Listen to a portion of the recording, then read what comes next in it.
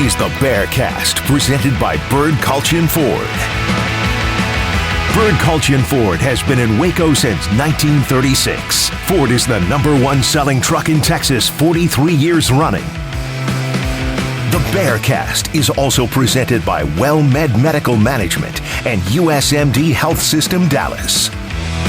Here's Craig Smoke and Grayson Grundhafer. Hey, what's up, everybody? Welcome into a brand new edition of the Bearcast on Sic'Em365.com, 365 Sports. I'm Craig Smoke, 365 Sports host, Sic'Em 365 writer, joined as always by Grayson Grundhafer, Director of Broadcasting, also team and recruiting reporter for, you guessed it, Sic'Em 365. We got Garrett and Jacob behind the scenes as well, Garrett Ross and Jacob Wilson, and we are here to talk to you following a 38-35 win, Baylor football over the Oklahoma Sooners, just the second win ever in Norman, Oklahoma. The first time in the Dave Aranda era, the Bears go up to Norman and get a W.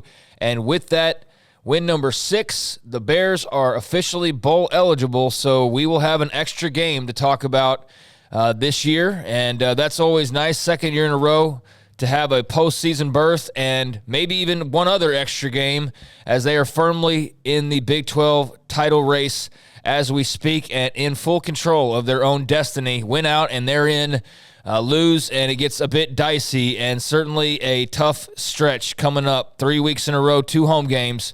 Up first, Kansas State, then TCU, then Texas, the 3 other contenders in the conference title race, Grayson. So if you were to draw up an intriguing stretch run to close out the season, I don't know that you could really make it more intriguing than what Baylor has in front of them right now. Yeah, and I mean, to be honest, this is kind of what I think everyone anticipated or thought could be possible for this Baylor team. I think most people sat there and saw them at 3-2 going into that West Virginia game and going, hey, they could be sitting at 7-2 going into this stretch run. Didn't quite work out that way, but you're seeing a team that has definitely gotten better throughout the year. They're showing signs of improvement. And I feel like, you know, every podcast that I'm listening to, everyone that's talking about the Big 12, it just seems to me like everyone's just saying, hey, it's going to be TCU and Texas for sure in the Big 12 championship game. And I find that rather interesting because this Baylor team's playing some really good football, and, you know, they control their own destiny, which I think is a big thing. And not a lot of teams can say that. There's only 3 teams that can say that currently. So the Bears are in good position. I'm excited to see how they do going forward. Yeah, I was listening to one last night that basically called them like a paper tiger and said that they're not very good. Cover 3? Yeah, I think that might have been what it was. And I understand that they have to pretend like they know everything about everything. Mm-hmm. And they do to some extent, but you can also tell when you're glancing at a box score and coming up to some judgment on a team. And that was one where I go, I know this team better than you do, and I know that I know them better than you do, and I kind of see where you're coming from, but I don't think you're entirely accurate. My best part of that was he said, I could see them losing this weekend. I'm like, if they're as bad as you think they are, why are you not just picking them to lose? And also, let me remind you, if they win this game this weekend, there's only 2 games left, and they're right there in the Big 12 title race. And he talked about how the Big 12 is really good this year and all that. I found that to be really just contradicting statements, to be honest. But, yeah, I don't think they're getting the credit. Now, on the flip side, I've mentioned this a few times on the chat and, of course, also on Crystal Ball College Football, which I did earlier. Baylor hasn't played the meat of their schedule yet. They haven't beaten anyone that's really good, honestly. I think all the teams that they have wins against are pretty much average, kind of 7-5 type teams. So I kind of look at this stretch and I go, okay, how's Baylor going to adjust to the, upping of competition that they're going to see in Kansas State, TCU, and Texas? It's definitely going to be a little bit of a shift, and these teams are better than the ones that they've played so far this year.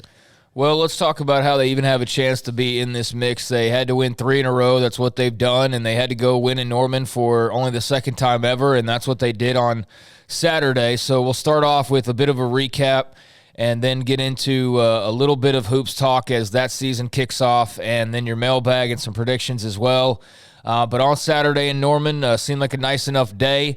And, let's start off 10 plays, 75 yards, a scripted drive from Oklahoma. They do what they're supposed to do with their scripted drive. They go down and score a nice double-digit number of plays, and Baylor responds in kind. 11 plays, 63 yards. So both teams with their opening scripted drives able to strike and get points on the board. So 7-7, and then the game's kind of, settles in after that. Yeah, and a great start for Baylor offensively. That was great to see. Great to see Squirrel immediately make an impact. And that touchdown run they had, you saw Squirrel run to the end zone, and then you saw Connor Galvin basically take a guy to the stands is what it looked like was about to happen there as he got a pancake, a really impressive one.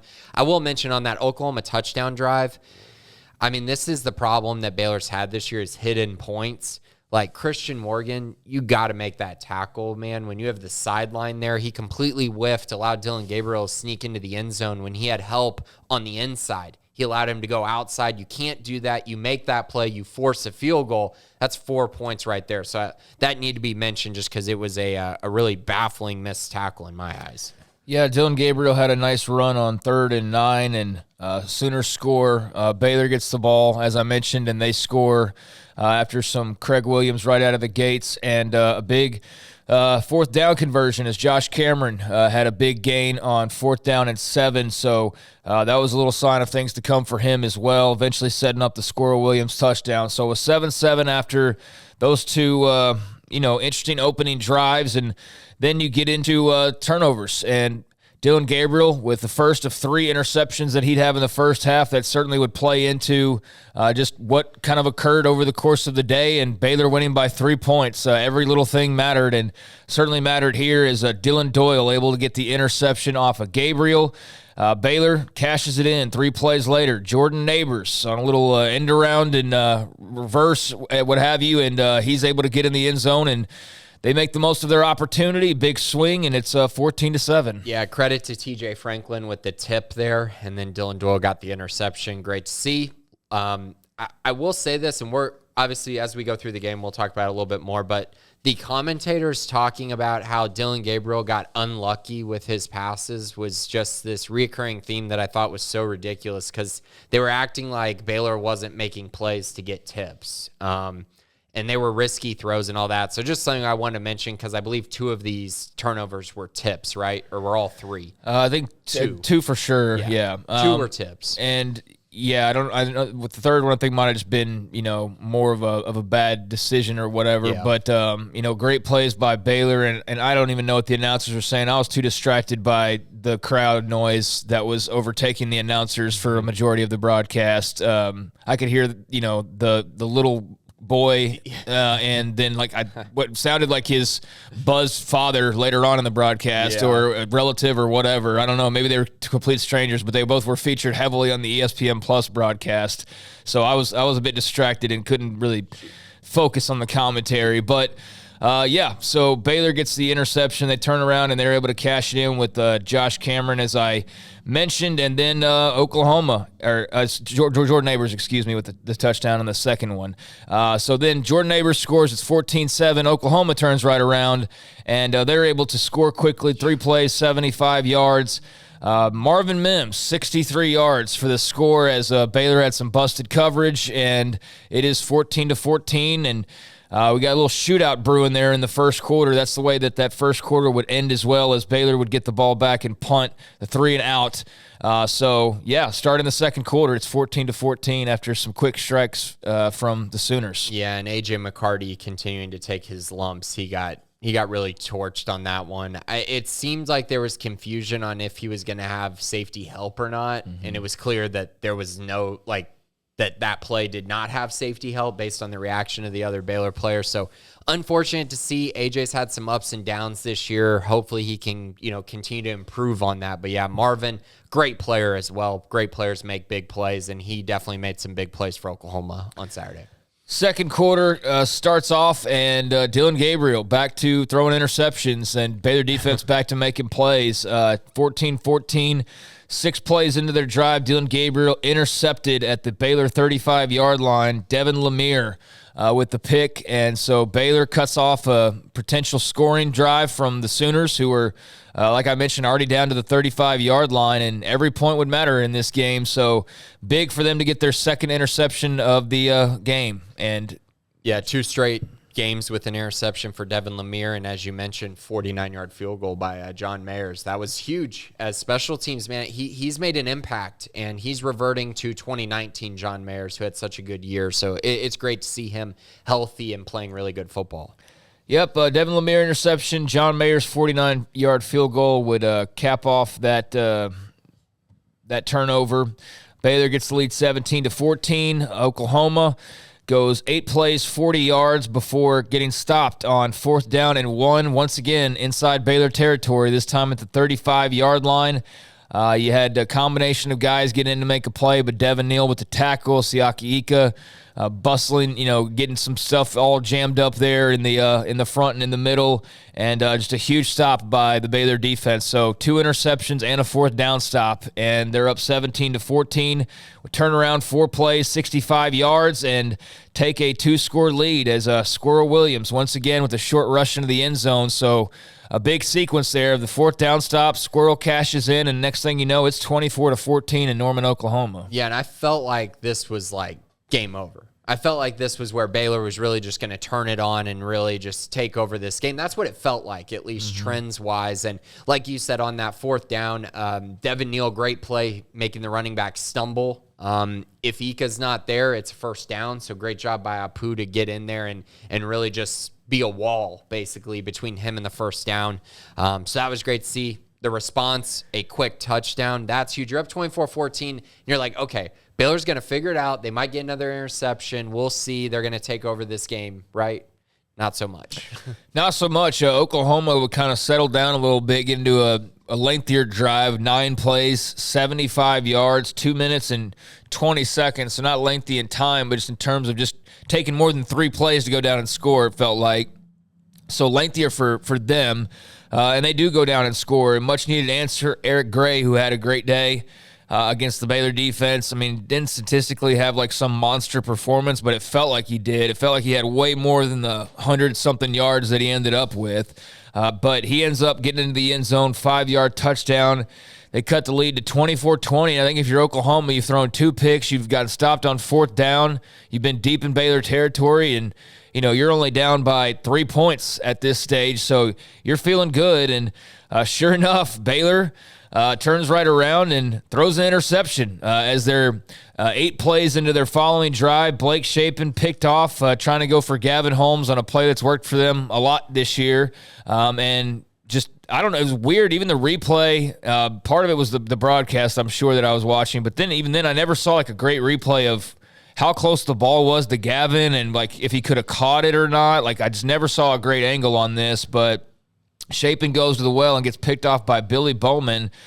So Oklahoma in business, but thankfully they turn right around, and 5 plays later, they throw an interception of their own. Dylan Gabriel, the 3rd of the half, and this time it's Christian Morgan. So the 2 teams trade picks, and, Baylor punts, not able to do anything with it. Oklahoma gets the ball back, and here they are with a chance to tie it up before halftime, and instead they miss a field goal, and Baylor goes into the half up 24-21. Zach Schmidt trying to connect from 55 yards out, and if he had made that, then, man, you talk about some momentum, and it's tied up, and it's like, man, we've thrown 3 picks, got stopped on 4th down.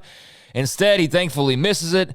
Baylor catches a bit of a break, even though they had a bunch of breaks, and that whirlwind of events, and it's 24-21 at halftime in Norman, Oklahoma. How are you feeling after this, kind of back-and-forth closing sequence and them holding on to a field goal lead halfway through this one? Yeah, the interception by Shapen, and this is a play that I'm going to keep coming back to because the 2 of them, for whatever reason on this play, it's worked really well at times, but it has just been so costly at times too. The one on the goal line against Oklahoma State where it was thrown behind Gavin and ended up in, or was that Kansas? I can't remember. It was right behind Gavin, and it ends up getting intercepted on that one. In West Virginia, the drop that gets intercepted in And then in this one, he completely missed him, just threw it, let him way too much. It's picked off on the backside. Like, if you're going to run this play, you have to be accurate. You got to put the ball on your receiver. It can't be behind him, can't be too far in front of him. So Shapen just missed this one. Unfortunate. Thankfully, Baylor was able to recover. A great play by Lorando Johnson as well on this interception as he was in perfect coverage, tipped the ball up. Christian Morgan ends up with the interception from behind. His second straight game as well with an interception. But yeah, like you said, the missed field goal, really helpful. I felt like it kind of stopped the momentum that OU could have had going into halftime. For sure. So great job by the Baylor defense to get some stops. But the concern is, as we'll get to, and as even Aranda addressed that he's got issues with the defense right now. Is it's one thing to bend, but like you're not going to get 3 first-half interceptions every week, right. And you do that against like TCU, and you could be down 28-3 at halftime if you're not careful. And I think that's the concern is like they got the breaks they needed in this game, but if even one thing goes differently, then they're probably losing this ball game. And it's weird because it felt like they sort of dominated it. Yeah. And yet they really didn't. So yeah, it's a feeling like I think where I felt good at halftime. I don't know about you, especially with that missed field goal. But yeah, definitely caught some breaks there with the 3 picks. That helped them immensely. So all things kind of even. They have a 3-point lead coming out of the half, and love the way they started things, giving themselves quickly a 10-point lead. Their opening drive of the third quarter, 9 plays, 75 yards in just over 4 minutes. A lot of Quaylon Jones on this drive, some squirrels sprinkled in, and then Richard Reese, his 1 touchdown on the day, as he was used very sparingly. Not a lot of carries for Richard as he was dealing with the flu bug that was apparently going around the team, which we learned after the game, and also the fact that he had like 60-plus carries over the previous 2 games. So a true freshman or not, you don't want to run him into the ground, and they certainly had the last couple of games. So between that and him being sick, it was a good time for him to kind of get a little bit of a break. Huge for Squirrel Williams to step up the way that he did. Quaylon Jones continues to play a really solid role in the backfield as well, and they would need him. But in this case, Richard did make his mark, and obviously, like I keep saying, every point was important in this football game. So big touchdown there for him from 2 yards out to go up 31-21. And he left the game, I believe, right after this, right? That's when he went back to the locker room. Yeah. So, I mean, great to see him get another touchdown here and make a little bit of an impact. But like you said, he clearly wasn't right. Mm-hmm. And it clearly going into the game, it was like, okay, this is going to be a Squirrel game. And, I mean, thank goodness Squirrel was healthy and ready to go because he was very explosive, and they definitely needed him. Yeah, they didn't need Richard Reese to have the flu game like MJ. They needed it to be the Squirrel game, and it was a Squirrel game. And again, I always need to mention a little sprinkling of Quaylon Jones in there as well. Especially his pass protection, which is what we've talked about. He's been vital there. So Baylor up 31-21. They force a 3-and-out on the following drive, so life's pretty good. And you're thinking, okay, about to take control of this one, except for they go 3-and-out themselves and go backwards on their drive. Oklahoma gets the ball back, and they go 7 plays, 77 yards. They're not going away. Some Eric Gray on this drive, and Dylan Gabriel's arm. He finds Drake Stoops for a 9-yard score, and Oklahoma, despite all the things that seemingly are not going in their favor, only down 3 points as you get into the last 5 minutes of the third quarter. And then Baylor forced to punt 4 plays, only 7 yards, and they're having to kick it off Isaac Power as they face a 4th and 16 to close out the third quarter. So Oklahoma with the big Stoops score within 3, defensive stop, and there's 1 frame to go, and it's a tight ball game at this point. Yeah, and I mean, you're sitting there and you're still thinking, man, Baylor feels like they're getting feels like they're they kicking want, their butt, but it didn't show it. It didn't, and I know OU was moving the ball. I understand all that, but it really felt like Baylor was getting in situations they wanted to be in, but it also felt like they were just slightly off. Just like this little something was off from them really breaking the game wide open. So yeah, you go to the 4th and you're like, wow, this is anyone's game once again. Yeah, it really felt that way, and yeah, like they felt like they were kicking their butt, but not like really. I don't know. It just felt like they could be in control whenever they wanted, and it was just a weird game in that way of like they sort of kind of dominated at times, but not really, and as a result, it was a close game. As Oklahoma has the ball to start the fourth quarter, down 3, Baylor's defense forces them to punt, and a little did we know that there was not going to be much in terms of possessions in this final frame, which was a key for the Baylor offense to basically play keep away in this one. But after Oklahoma forced a punt. Baylor gets the ball back, and like I said, keep away. They hold on to the ball for over 5 minutes as they go 11 plays, 80 yards, heavy dose of just Squirrel Williams, Quaylon Jones, both of those guys in particular, and Shapen having to obviously do some things with his arm. Had the big gain, the Josh Cameron, huge 45-yarder, as Josh Cameron really featured heavily in this game. Like, the receiving core was, compared to the running game, a small factor, but what they did get from the receivers and Josh Cameron and Hal Presley in particular was like every yard it mattered in this game. Right, and Josh's blocking was very key on their perimeter running. He's a very good blocker. I will also say this, in my eyes, was the game. Oh, yeah, and it was for also sure. But it was this one sequence here where Oklahoma decided not to go for it on 4th and 4 at the Baylor 46. Yes. Baylor decided to go for it on 4th and 1 at their own 29. Difference in philosophies, difference in mindsets, difference in trust in their team. And I felt like those two plays in particular, in my eyes, were the difference between these two teams. Yeah, you're right. I think, in the post game and maybe in their Monday conferences, the OU coaches had to address that a little bit. And Venable's very defensive in some ways, not necessarily about that specifically, but just kind of how they handled that game. And, that's part he's going to learn. Yeah. Just like Dave Aranda's still learning and, has had to learn. And, I think Oklahoma will be fine in the end, but you could certainly question you could question a few things about the way they played, but that was certainly one of them, as there was a difference in philosophies, and Aranda's more aggressive, approach definitely paid off, as, Oklahoma punted on 4th and 4, and Baylor's like, all right, we'll take this, and we'll drain 5+ minutes off the clock. And sure enough, as you mentioned, it was a 4th and 1. Squirrel Williams gets 2 yards to keep the chains moving, and they're able to reset the chains a couple of different times before Quaylon Jones on 2nd down and 2, able to get into the end zone, 2nd and 2, goes 10 yards to get the score and give Baylor suddenly a 38-28 lead. Not over by any means, but, man, you're feeling a lot better after that one. So big score from Quaylon, and just one more possession, really 1.5 possessions to decide this ball game here. Yeah, and you're just sitting there going, okay, so you got the 10-point lead again. So now we're going to get stopped here, or what's going to happen here? And No, they were not. Oklahoma was going to go 13 plays, 75 yards in 5 minutes and 10 seconds. So a lengthy drive for them, a much needed, but able to convert on 3rd and shorts, couple 2nd and shorts, and eventually Eric Gray gets in the end zone again.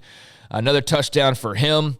Oklahoma cuts it to 38-35, and now at this point, it's on here. Yeah, it's who gets the ball last. Is basically how I looked at it. If Baylor punted, I felt like I did not feel good about their chances. So with the ball and a few minutes to play and the lead, 38-35, Baylor converts on a huge 3rd and 6 as Blake Shapen finds Hal Presley to move the chains.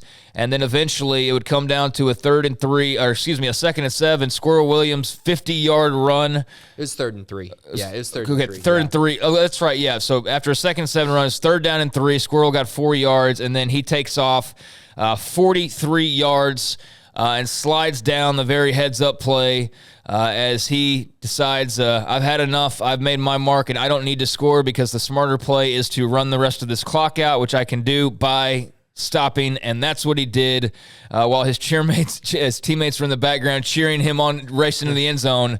This was a better play. This was a smarter play, and this play sealed the game as Squirrel slides down. Shapen kneels it out a couple of times, and Baylor walks out of Norman, Oklahoma with a 38-35 win. So just a huge performance from Squirrel.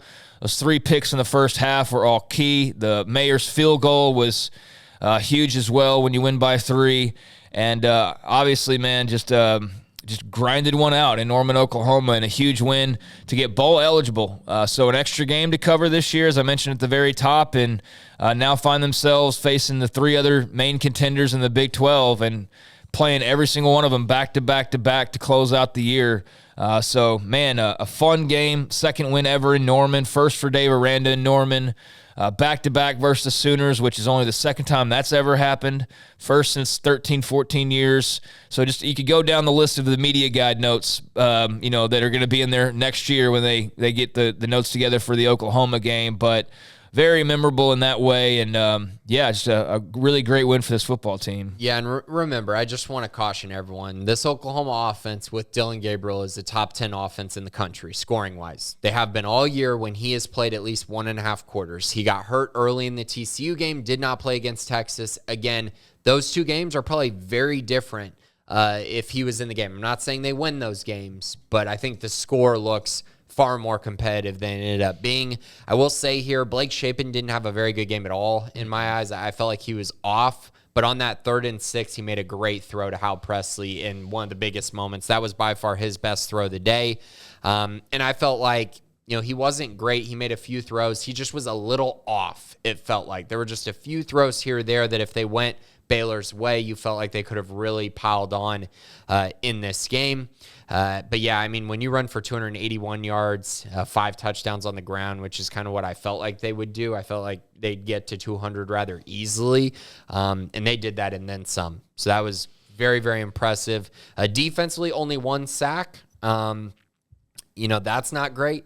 But you had 3 interceptions. You also had 87 plays ran on you, which is not exactly awesome either. That definitely makes you kind of look and go, okay, we're going to, you might see a team that's a little bit rusty going forward in this one, at least it going into the next week. So we'll see. I felt like, again, this was a key win for Baylor. It doesn't matter how it happens on the road. You got to find ways to win. And I felt like their mindset of, hey, we're going to run the football, we're going to overpower Oklahoma, we're going to be the more physical football team is what they needed to do, and it's what they did. So very impressed by Baylor as, like you said, they're getting ready for the home stretch now.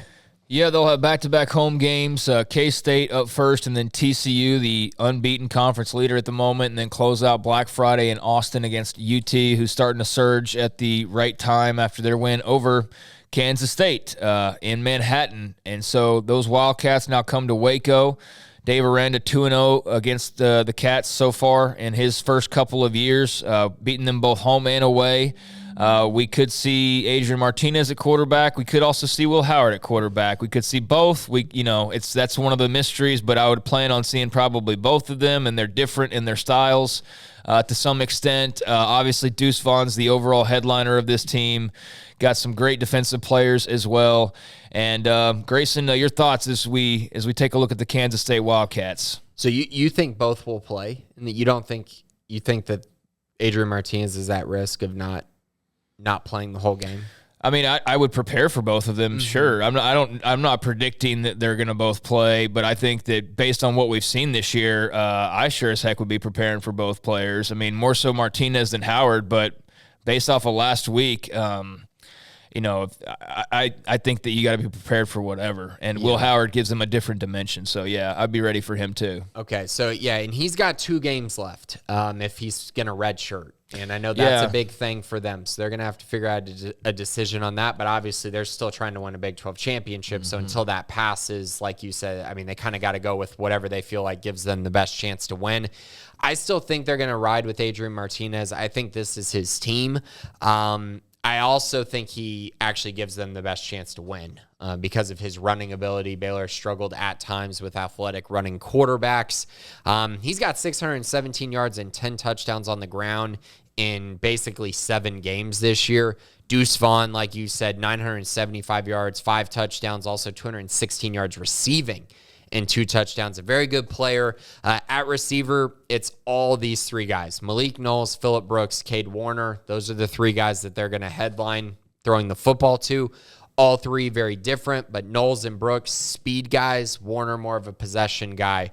But those are the guys that are going to try to attack this Baylor secondary. Now, this team runs the ball a lot, right? This Kansas State football team, they try to establish the run because it protects Adrian Martinez. It protects their lack of depth at receiver. So you're going to see them try to establish it. Now, in Kansas State's 3 losses this year, they're only averaging 161 yards on the ground. But in their 6 wins, they're averaging 247 yards per game on the ground. That's going to be key Baylor needs to find a way to keep them in that 160 to 180 range. If they can do that, they're going to have a great shot to win this game. But they got to, again, try to make them as one-dimensional as possible, which I think Baylor has the ability to do that. Yeah, I think they do as well. I mean, they got to improve their run defense, so that's certainly been something that has not been the sharpest, and that's a little bit of a concern coming into this game in particular. It's been off and on. And the two games you point to are right, West Virginia and Oklahoma.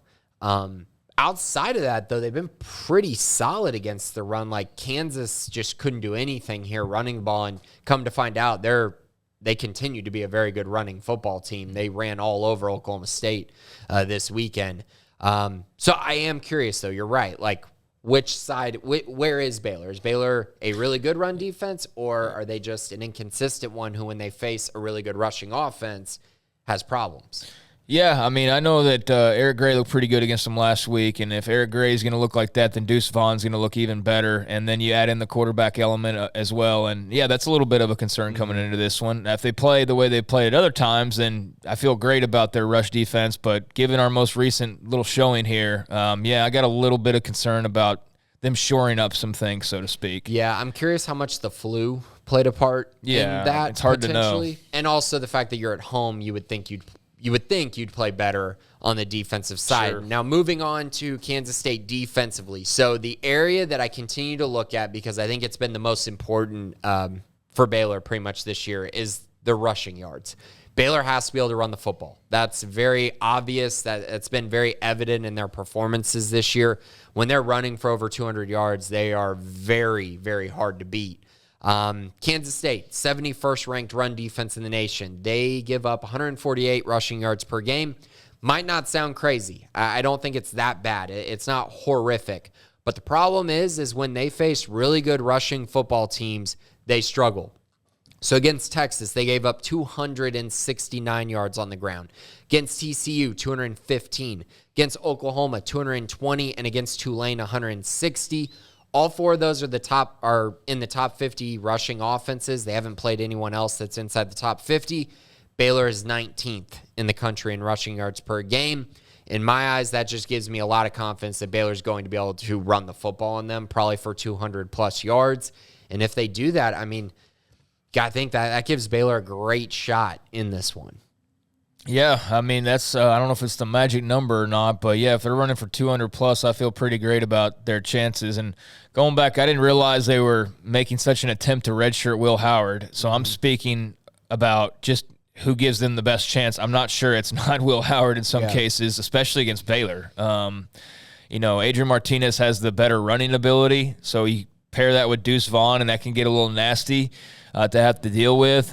But, what's also hurt Baylor at times is the throw game, and Will Howard can be dangerous there. So if they're trying to maintain his red shirt, that's okay. That changes things if you're talking about him playing in this game. But if you're asking me, like, Kleiman, just play who you think can give you a chance to win, I would definitely bank on them playing both quarterbacks, but we'll see. So, yeah, I think that was kind of in the deal with keeping him, was that, hey, this is Adrian Martinez's team, but then it's going to be your team for the next few years. So we'll see. I get it, but I think that kind of sucks, man. That's assuming you're going to have everything in store next year to be able to do that. And I don't know if I'm kind of of the feeling, man, you take it while you can get it, but it's like a compliment and a negative at the same time. It's like, we like you a lot, but just not for this year. So we'll see. Again, like you said, they're still in the Big 12 title race, and he still has games to work with. So they could play him in this one and still be fine. But unlike Baylor, they don't control their own destiny because they have to win out, and they have to hope that Texas loses like 2 times, basically, or TCU loses twice. They need Texas to lose twice. Yeah. So they're I mean, if they lose this game, they're out. If they win this game, they're probably still on the outside looking in, is what I'm kind of envisioning it at this point. Defensively, I talked a little bit about Kansas State. Let's talk a little bit about their players specifically. Felix, I'm not even going to try to pronounce his last name, but Anudike Uzoma, I think it's something like that. 7.5 sacks this year, 9 tackles for loss, 34 tackles, 2 forced fumbles. He's a beast off the edge. If Baylor does not pass protect well. Blake Shapen will get hit quite a few times by him and by some of their other guys. They have guys who blitz pretty well. Brendan Mott, he's a solid one. Khalid Duke, Austin Moore from the linebacker spot. You might see him blitz as well. But the big thing for Kansas State that I've seen is their pass rush and then their secondary. Secondary is really good. You're going to go and look at the Texas game and you're going to say, man, they got ran all over and they gave up these big plays. But you need to remember they lost their top cornerback very early in the game, Julius Brents, on a targeting call. And so once they lost him, they really struggled to get stops until the second half. He'll be back for this one. And their secondary has been awesome. They're in the top 25 in passing efficiency. Only 3 teams have eclipsed 200 yards passing on Kansas State. So in my eyes, this is probably going to be a situation where Blake Shapen will likely throw for under 200 yards in this game. And Baylor is still 3-1 in those situations. But it just is one of those things where if he's taking too many risks, there could be interceptions. There could be errors on third down because their coverage is pretty good. So something to keep an eye on. Blake Shapen's going to have to be sharp in this one if they're truly going to be able to move the ball at will on Kansas State, even with a good run game. Like Quinn Ewers played really well in my eyes last weekend. Like he was very solid for them. He ended up with only 197 yards and 2 touchdowns. But it's more about the efficiency. It's converting third downs, hitting on a couple big plays here and there, and just making the defense respect you enough that you're able to keep 8 guys out of the box in the run game. Fair enough. And, yeah, that was an impressive performance from Texas. They nearly blew them out of their own gym the other night. Steve Sarkisian's second-half woes continued. Yeah, that's something that they need to look at because that's become a recurring theme is like, oh, yeah, once he has to actually, like, coach and not, like have a game plan. Coach off the cuff, then he's not one of the best right now in the game, that's for sure. And they're about to play probably the best second-half football team in the entire country. Like, TCU has gotten down early in so many games, but their second-half stuff is wild. I just wonder if they're going to be able to, like, keep Texas close enough hanging around to be able to even have that opportunity. Like, I don't think they can keep playing with fire like they're doing. But, yeah, they could very well win the coaching matchup. But, yeah, Sark scripted is great. Sark unscripted is not as great. But, Texas is a team that really gave K-State all they could handle and could have blown them out. Really, I mean, it was kind of a blowout at halftime, quite frankly. 31-10. Yeah, they were, and it could have been worse. They ran all over. I mean, Bijan just did whatever he wanted in that game. So, it's going to be very important for Baylor to establish that run. They've done it really well over the last month. Like, they've really focused on establishing it. But this game, it really needs to go to even another level, and I think it can. I think there's even more left in the tank for this offense. And honestly, if you get like Blake Shapen's best game on Saturday, then I think you're going to blow out Kansas State. I think it really all comes down to him in my eyes. Yeah, he's got to protect the football, obviously. Can't be, sloppy with it like he was, let's say, just kind of running around. We've seen him at times, even if it's just his own offensive lineman barely nicking into him and jarring the ball loose. Like, he's just got to be super aware of the ball and its security. If they can do basically what they've been doing, I feel great about it. But they're gonna have to get some more out of him in the passing game, and they gotta clean up some of the tackling because you don't tackle Deuce Vaughn and he's gone. Or Bijan or Kendra. Anybody they're about to face, basically. You're worried about K-State right now. That goes for Adrian Martinez too. If you got him, you better get him down because otherwise explosive play could be coming, and that's what K-State's gonna feast off of more than anything. Yeah, the good thing for Baylor is a lot of their stuff is interior running, and that's where Baylor's been strongest. But you're right, Adrian Martinez on the perimeter, that could be a little bit of an issue. I think, that's huge as well. You mentioned Blake Shapen. Baylor's proven they can win games where he throws for 132 yards, and it's fine. They're able to run the ball. Yeah, they're able to run the ball and whatnot. He only had 1 turnover, so everything was fine there. But eventually, if you really want to win the Big 12, he's going to have to put together a couple really good performances. And this feels like one where they should be able to control things up front to where he should get a few opportunities to make some plays in the pass game. He really needs to take advantage of them because I think we're at a point in the season where we need to see even more growth consistently, where it's like every game he's playing at this level instead of he's playing at this level and then he's playing at this level and then this level and then you know what I mean? It's just kind of been a mixed bag. So, yeah, if he can put it all together, though, Baylor should be in great shape. If he throws for 132 yards, Baylor can still win the game. So that's a nice place to be in. All right, so there's a little bit of a look at Kansas State and the Bears coming up this weekend, and also what they were able to do last weekend. Before we get into the mailbag, real quick, basketball season tipped off. Baylor women 88-50 over Lamar. They moved to 1-0 on the year, and then men's basketball 117-53 win on the opening day of the college basketball season. They kicked things off with an 11 a.m. tip and beat down Mississippi Valley State. So the number 5 men also 1-0 to start the year. Women winning in the nightcap. Both teams ranked. Your thoughts on, just the opening day for college basketball season and the Bears tipping off? Yeah, I mean, fun to see Baylor in action. This was not a competitive game at all. But I felt like you got to see some good things from Baylor. Got to see Keontae George's, first appearance. Everyone's excited about him. He had 13 points, 7 assists, 6 rebounds. Only 4 of 13. So I think there was a little bit of first game jitters, but he played really well. He was in control of the game, did everything you wanted to see as far as playmaking, passing, all that. That was fun. Jalen Bridges looked really good in his first appearance as a Bear. Caleb Lohner. I mean, really everyone played good. I do want to give a special shout out to 2 guys that played well off the bench. When you have Langston Love coming off the bench and Dale Bonner played well off the bench as well, that's nice to have 2 guys off the bench that you feel like you can rotate in. I know as the year goes on, you're not going to see 20 minutes for both of them. But I think if they're both giving you, if they're combining for like 25 minutes as a duo, coming in and giving you some depth, that's really nice to have, especially when you look at their 3 starters with Flagler, Cryer, and George. That's a very nice luxury to have. Yes, it is. So the Baylor men getting off, as I mentioned, to a nice start. It'll now be Norfolk State coming up on Friday. And, we'll see where they go from there. They're going to have Virginia coming up here in about a week and a half from now. That'll be a huge matchup for them. And we'll see with Nikki Collin and company what they're able to keep on doing, as well as they'll face Incarnate Word before meeting up with SMU a week from Tuesday night. And then Maryland following that. So about to ramp up for them as well. But, yeah, good to have basketball season back in a top 5 men, top 20 women's team.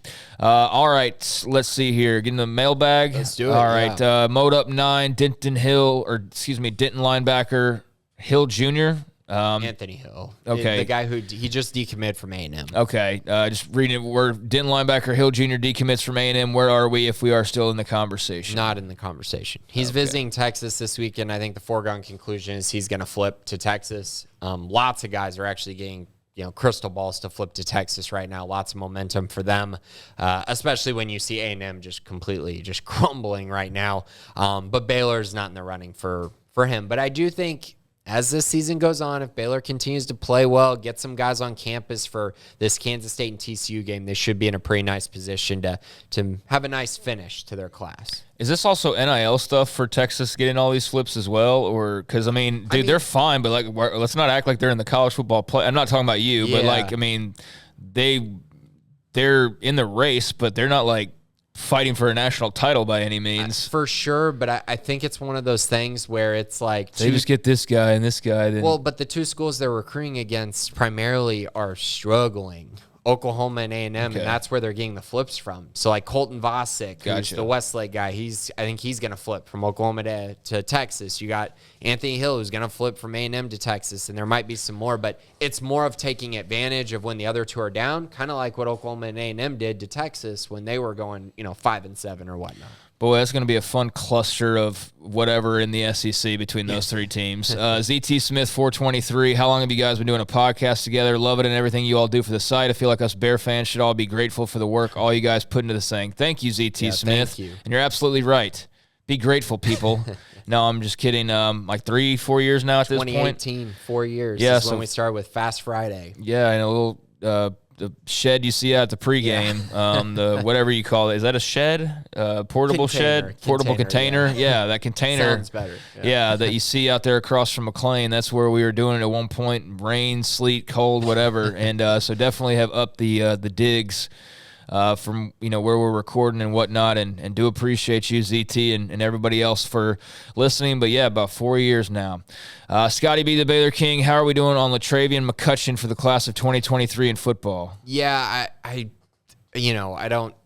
So he goes to Austin LBJ, and he's going to visit this weekend for the game, and he decommitted from Minnesota, but Baylor hasn't offered him. So I just kind of want to caution, because until he's offered, it's not really – there's not a lot of substance to it. I do think that Baylor is going to evaluate him and decide on that this week, and that's great, and maybe he ends up getting an offer. But right now, they're doing fine, I guess. They haven't offered. I think if they do offer, he'll probably commit to Baylor, which is great. He's a very good player and one to keep an eye on, I would say, at this moment for the 2023 classes. Baylor's kind of starting to send out offers to JUCOs and things like that, while also trying to get in on some guys that they maybe missed on early. Scotty B as well. How long does usual eligibility issues as a transfer take regardless of the sport? I'm curious because Baylor women's basketball has this issue right now with Dre Edwards. I'm hoping she gets cleared soon because she would be a starter. No idea. I think that I've seen cases that last what seems like forever, but it's not anything I've ever kept close track of, to be honest with you. So I don't know what the timelines are. I know that, there have been instances where it feels like it drags on and on and on, but I'm not sure in her case. I mean, if Brew McCoy can play an entire season for Tennessee, then I would think Dre Edwards will be able to play. You would think, but this very unpredictable, group of people that we're talking about here with the NCAA and clearinghouse and all of that. So yeah, I don't know, Scotty. I don't know that there is hard, fast timelines here. Not sure how that works. Bear Coog, we still cannot stop quarterback runs. Gabriel torched us.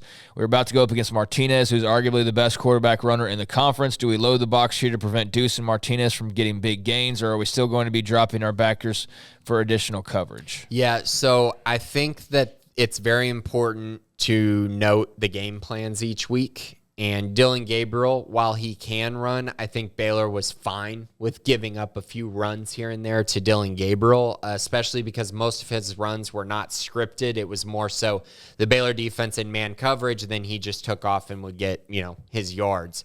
In this one, it's going to be a focal point to stop Adrian Martinez. And I think that they'll be okay with giving up, more man coverage and forcing Adrian Martinez to make throws from the pocket while keeping him in the pocket. So I think the game plan is going to be stop the run, keep him and Deuce Vaughn at bay running the football, and then forcing him to be able to make throws from the pocket. So we'll see if they can do that. Obviously, it's better said than done. Adrian Martinez is a dynamic runner, so there are concerns there for sure. But I do think you'll see Baylor make more of a concerted effort because, simply put, Adrian Martinez is a elite runner, not just an okay runner like Dylan Gabriel. Clinton Berry, teen. Hey, guys, I have two questions, one football, one basketball. One, it seems like this year in a lot of third down situations on defense, I'm seeing our middle linebackers in man coverage on running backs, and it hasn't been going well for us. Is this part of having to still protect the back half of the secondary? I'm terrified of Deuce Vaughn and Bijan Robinson in these situations being covered by our linebackers. Yeah, I mean, just the secondary in general, the cornerbacks need help from the safeties. And so when you're having that situation, you're kind of nervous about bringing up too many guys to play coverage situations against running backs. So they're going to have to continue doing that. But I do think you might see some situations where maybe Al Walcott is put on running backs, especially when you're talking about Deuce Vaughn. But at the end of the day, linebackers do have to cover running backs quite a bit. So that is going to happen at times. It's just a matter of how often do you get kind of killed by that. And also, like the Eric Gray play against Dylan Doyle where he caught on the sideline. Dylan Doyle got caught up in that, yeah. And it was tough. So it's about closing that distance before the ball gets there, right? And being able to read the play really quickly.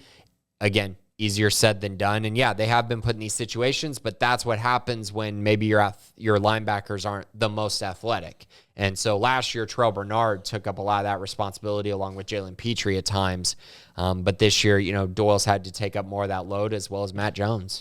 And I'll give Doyle a lot of credit, too, because he seemed like he was dog-tired at that point already in the game. And then, he just hit, the second Energizer Bunny level and ended up with leading the team in tackles. Right. I think he had his career high in tackles, actually, in the game. And, yeah, I was like, man, early on he looked like he was already dead man walking and losing track of Eric Gray. And, Sure enough, I didn't worry about him the rest of the game after that, I don't think. So props to him.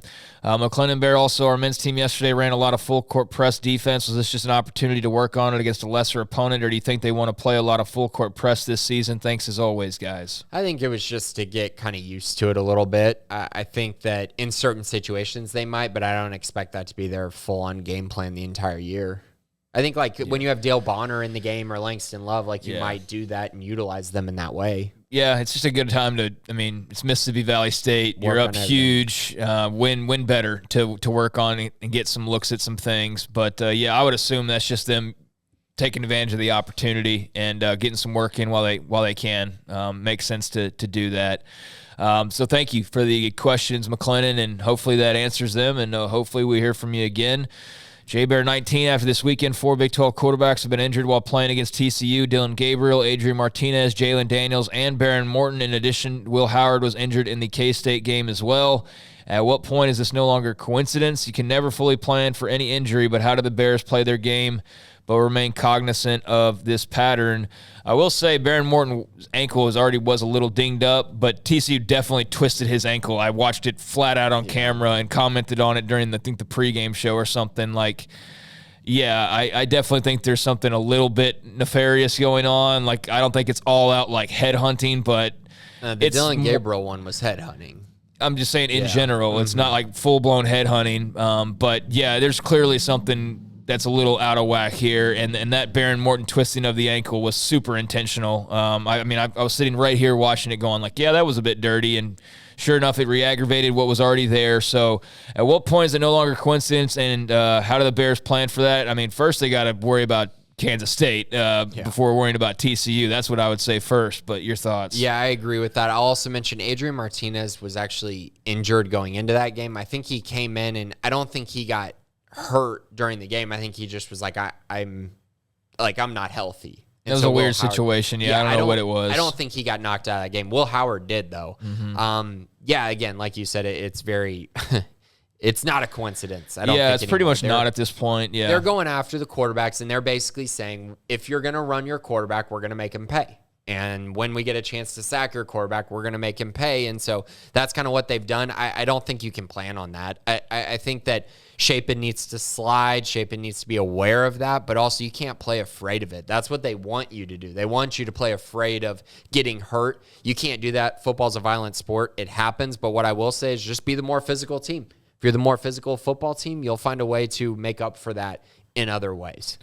Yeah, this is the whole Kaz Kazadi, we're going to be mentally stronger and tougher and all of that than you. And, it's just one of those things, get in there and the, dog's barking or whatever, but all you can do is really just bark back and fight back. But the moment you cave to it, the moment they've got you hook, line, and sinker. They want people to talk about this. Yeah. They want people to say, they keep knocking out quarterbacks, because then the next quarterbacks are like, everyone's been talking about, I need to, be very curious about this, be nervous about it. They want people to talk about this. So that's why you can't go into a game thinking about that. Yep. But it's not a coincidence at this point, to answer your question. And I thought about that the same, but, talk about that more TCU week, because K-State's going to be enough of a challenge. But appreciate the question. Your day cup check, Baylor seemed to run quite a bit of mid-zone this week when OU started playing the edges to prevent the wide. Do you see this as a trend starter for this team the rest of the season, or was this an in-game adjustment by Grimes to find continued success on the ground when our bread and butter was taken away? Absolutely an adjustment by Grimes, and it worked perfectly. And when you're able to kind of balance those things, because a lot of times that's what he does. He balances those zone inside runs with the outside, the wide zone runs, and he likes to mix it up at times. But yeah, it seemed like, OU was doing a good job of setting the edge. And when you're able to do that, you can stop the wide zone quite a bit. But once they went to that mid-zone, inside zone stuff, it really helps. So, yeah, I think that you're going to see more of that if teams are able to stop them from getting outside with the wide zone. But I also think teams are going to struggle with that as well. It's kind of pick your poison against this Baylor rushing attack that has been very, very good over the last month. It's like Texas Tech. They stopped the wide zone pretty well, but then Baylor started going and, pick and pull, and they didn't have as much of an answer for that one. But they had stopped the wide zone well, as they should have, because they kind of knew what was coming in so many ways, or were familiar with it. But yeah, Baylor audible to different look, and that gave them some trouble. Yeah, and all those combinations set up their play action so well. And it sets up their variances that they're able to do in the passing game. And so if you're able to keep a defense on their toes a little bit, you can get away with some misdirection type stuff that works really well, as we saw with Jordan Neighbors some. And I do think getting Monterey Baldwin will help this offense immensely. I think they are missing him quite a bit at receiver. Who of the starting 4 running backs would be best suited for a heavy dosage of the mid-zone run game? Yeah, so for me, this is just going to be the best running backs because what I've seen, they all can do it. I think Richard Reese and Squirrel are the best bets at this point. I like Quaylen, but I don't think Quaylen is their best, give him the ball running back. I think he's just solid, and then he pass blocks exceptionally well. So for me, it's whoever's healthy between Reese and Williams. Both can be very good at it. I think what we saw, the ceiling of Squirrel might be a little bit higher than Richard at this very moment. But I think they need both. If they have both going into the home stretch and then a healthy Quaylen, and who knows, maybe Tay comes back, they're going to be in a great situation to continue running the football. I would also say if you get a 100% healthy Tay McWilliams, he could be very good in their mid-zone run game as well. I think it's also exciting the whole room could be back next year. Now, granted, running behind a completely brand new offensive line, but, even then you can kind of start to plug and place some guys into next year's O-line and get half your line back, but you're going to be losing a massive amount of experience. Yeah. But still, you'll have Shapen, you'll have your whole running back room, and your young receivers are basically growing right now. I'm sure they'll bring in transfers. Yeah, you lose guys. Gavin Holmes, but everybody else should basically be back. Tight end, you lose Ben Sims, but everybody else should be back. So be interesting offseason to kind of how they revamp. But this running back room's really growing and showing a lot of promise, and it's fun to see that. Now, obviously, Squirrel, can't expect him to get another 25 carries necessarily this week. It's the same thing with Richard. It's we want them to both be in that 15 to 20. Yep. But they haven't had both healthy, really running full steam and both healthy. They haven't had that all year. Yep. So thank you, Motup, ZT, Scotty, Bear Coog, McLennan, J Bear, Cupcheck, and Bear Coog for the questions this week. Hopefully we got the answers that you were looking for, and hopefully hear from you again. Do appreciate all of you for contributing to the podcast and the mailbag. So with that said, some Big 12 pick'ems here. Let's do it. So the Big 12 picks for the week, let's start with 11 a.m. on FS1. Oklahoma travels to West Virginia to take on the Mountaineers. The over-under is 66. Oklahoma is currently an 8-point favorite in this one. Who do you got? Give me the Sooners. I think that they've got a little something going. They're not a good football team yet, but they're moving in that direction slowly but surely, and they're definitely, in my opinion, better than West Virginia at this stage. West Virginia, it's been all downhill since the Baylor win. There's lots of calls for Neil Brown's head. He knows it. You just feel the tension, and it seems like it's only a matter of time, if not for that buyout, that he would have already been out the door. But I've had some West Virginia folks that are connected saying that, apparently he's agreed to making some staff changes behind the scenes. And so, we'll see what happens there. But it's clear that not everything's great right now in Morgantown. And Neil Brown's basically, within these next 12 months, if not sooner, he's coaching for his job. So Morgantown makes it interesting, but give me Oklahoma in this one. Just too much uncertainty on the West Virginia side. Yeah, I think for West Virginia, it's one of those things where, well, first of all, the hiring process, I don't think they want to pay the buyout.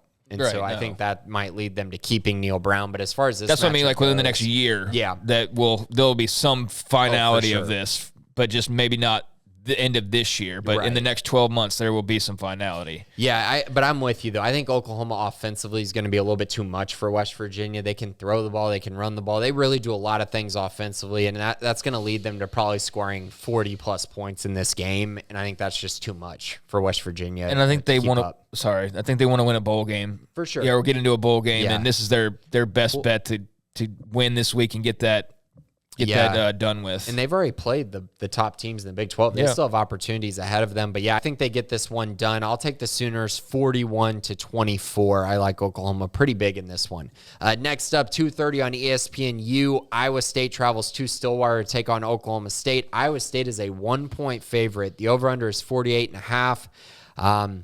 Who do you got here? Spencer Sanders playing. I don't really know what to make of Oklahoma State now. Yeah, I don't know either, and not being able to know who's even playing makes this just kind of a dumb game because you should, if this is the NFL, we would know if Spencer Sanders was playing or not. So I've said on the show, that's something that college football is going to have to figure out if they start getting super into the gambling side of things, is they're going to have to start releasing injury reports ahead of time. And it'd be nice to know if Spencer Sanders was freaking playing the starting quarterback, but without that knowledge, give me Iowa State. I mean, I don't know what else to do, because if it's no Spencer Sanders and it's what Oklahoma State's thrown out there the last couple of weeks, as bad as Iowa State appears to be on offense, and they are not very good. That defense is the best unit that's out on the entire field for either team. So I'll go with Iowa State, but not with a whole lot of confidence in really either side here. Yeah, if Spencer Sanders plays, I think Oklahoma State wins, but I just we don't know. I don't know if we have no idea. If he doesn't play, it's hard for me to pick Oklahoma State after seeing their quarterbacks last week. It was a disaster. Yeah. Dude, listening to Gundy, there's no rhyme or reason really to what's going on right now. They're just trying to basically hang on as healthy as possible, and it just doesn't. I don't even know how to describe Oklahoma State right now. Yeah, and their schedule throughout is easy. The rest of their schedule, but if they're banged up, they might not win another game. This bad. To this level, it's pretty insane. If Sanders plays, I'll take them. If not, I'll take Iowa State in that one. But I think it'll be probably pretty close either way. Next game, 6 p.m. on ESPN Plus. I hate these ESPN Plus games. Seeing Baylor and Oklahoma on ESPN Plus last week was just flat out ridiculous. But it's Kansas traveling to Lubbock to take on Texas Tech. Tech is a 3.5-point favorite. The over-under is 64.5 points. Kansas beat Oklahoma State last week pretty badly to get eligible for a bowl, and Tech lost to TCU on the road. Yeah, they keep, there's still teases about Jalen Daniels possibly coming back. I will say for their little, post-game, post-injury, his little video in Leipold's office where they were joking about reports or kind of cracking on reports that he was going to miss the rest of the year. Well, he hadn't played since then, and there's only 3 games left. So kind of, that reporter wasn't that far off based on the trajectory of Jalen Daniels' return. Saving him for the Texas game. Yeah, maybe, but Jason Beans played well. I feel like Texas Tech, though, has got to get a win here, and I know that they were kind of upset with some of the calls that went against them in the TCU game. They scrapped and played hard like I figured that they would. Give me Tech in Lubbock. That's where they've won all their games, but Kansas is going to be a tough opponent for them. TCU's been talking a lot of trash after that game, too. Their recruiting guy, Brian Carrington's been posting all kinds of messages after the summer about him talking about Lubbock. I found that to be kind of funny as well, but you know what? I'm going to go with Kansas here. I think this is going to be high scoring. I think this is going to be a really fun and entertaining game. I just think Kansas might just be better than Tech, especially if Tech's not going to have Baron Morton. They're not. Which they're not. So I like Kansas. I think Kansas is going to go in there and get this one done.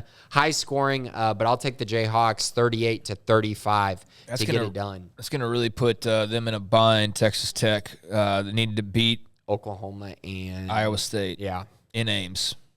Which is possible because, just score a few points here. But then again, that they could be coming down to, if they don't win this weekend, they'll have to win out their last 2 to make a bowl game, Yeah, so it's going to get a little risky there. It's pretty crazy how pretty much every team can make a bowl in the Big 12 outside of West Virginia. Outside of West Virginia, yep. Yeah. But, give me Tech just because they're at home and they win at home. But if they were to lose this game, like you said, I wouldn't be surprised by that. Yeah, next up, 6:30 on ABC. College Game Day is going to be at this game. It is TCU traveling to Austin to take on the Texas Longhorns. Texas is a 7-point favorite. Over-under is 64.5. Texas coming off the win over Kansas State. TCU knocked off the Red Raiders this past week. I know I got to make a pick here, but I'm not so sure my pick done changed before Friday. Yeah.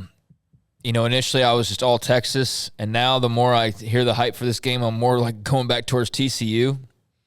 But it's a question of how healthy is Quentin Johnston. That's obviously a major factor in this game, and again, not aware of his exact status, and they're going to play that close to the vest and use it, as a little mind game, I'm sure, for the whole week. Why reveal whether he's going to play or not if you don't have to? But they're obviously a different team without him versus with him. I'll assume he plays because it's Texas and Austin and his last go-around and all that. But, man, I keep going back and forth. I'm leaning Texas, but I got a lot pulling me towards TCU for some reason over the last 24 hours. So I'm torn as of Tuesday, and I probably will be that way for the next couple of days. But, yeah, right now, slightly favoring Texas. Yeah, I think Texas is going to win this game. I got them 37-33, so I don't think they're going to cover. Okay. I think, like you said, TCU, if they don't have Quentin Johnston, I'm absolutely taking Texas. Yeah, if me they too. do, it changes some things because I think he's that special, and their passing game has been really bad when he's not out there. And Texas has a great run defense. So you got to be able to throw the football. It makes me nervous because of the way Duggan's played over the last month. And so I like the Longhorns to get this one done. I think this is going to be one of those games where it's like, and I know the Oklahoma game has this vibe, but I think this is truly going to be, this is the best game Texas has played all year. That's what I feel like it's setting up for. They haven't played a home game in a month. So I just think Quinn Ewers back home, I think they get the job done. And hold on, they're going to take a big lead, and TCU's going to come back, and they're going to find a way to hold on. That's kind of how I see it playing out. Yeah, I mean, unlike some of these other teams, TCU's come back on in the fourth quarter. Texas has as much firepower, if not more, than they do. And they've got Bijan, and they've got Jatavian Sanders, and they've got X-Worthy. And yeah, but they're the most susceptible. Well, It's a culture thing. Yeah, it's definitely a culture thing, but I just feel like Texas has a little bit of that firepower that not everybody else has that can kind of propel them and keep them out of the harm of folding in the fourth quarter, as TCU's been able to just time and again get away with it. Basically, is what they've done.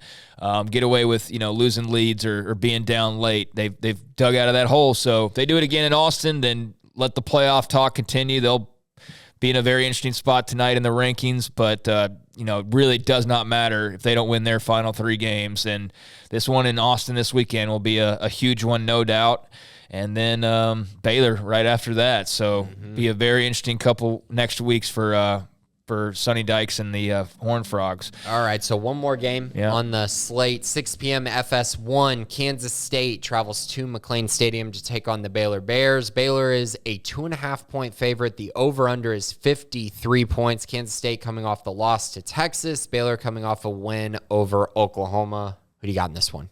Well, it's gone down like a half a point since I last looked at it last night, or even maybe a full point. I think it was so. 3.5. Yeah, I was going to say a full point, maybe. So I'm going Baylor, and I know that it's going to be a tight game. Just kind of feel that these teams are pretty even.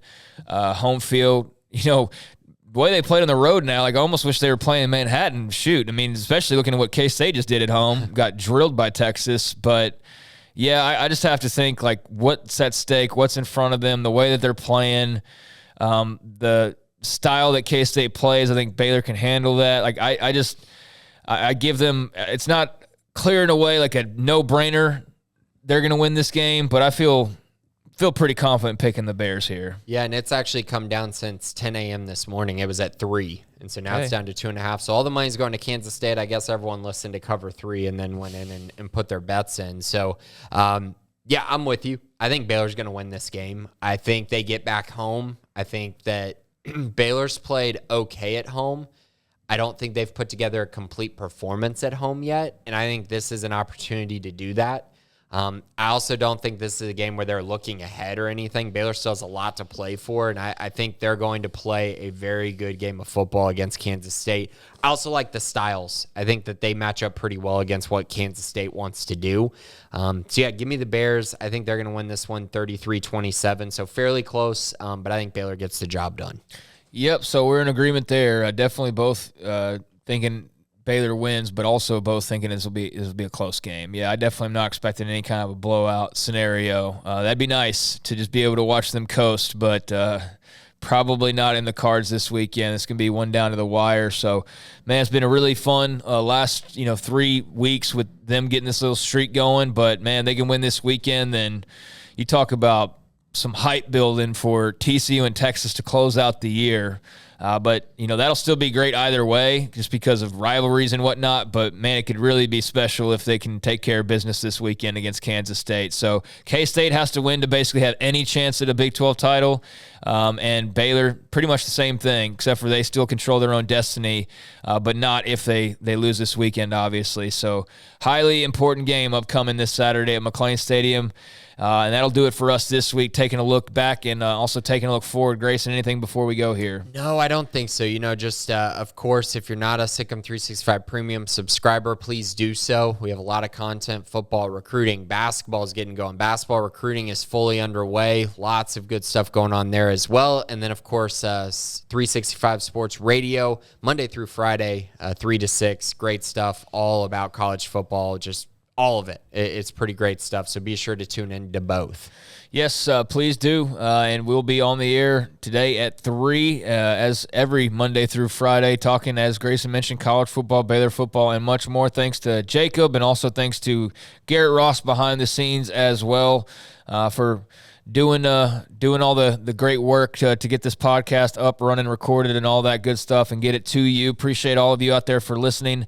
At the same time, can't do it without an audience, and we have a great one, so thank you so much for that. Grayson, appreciate it as always, and we'll talk to you all next week. But until next time, K-State up next, Bears going bowling and still in the hunt for a Big 12 title. We'll talk about it on the next Bearcast. I'm Craig Smoke, Sic'Em365.com.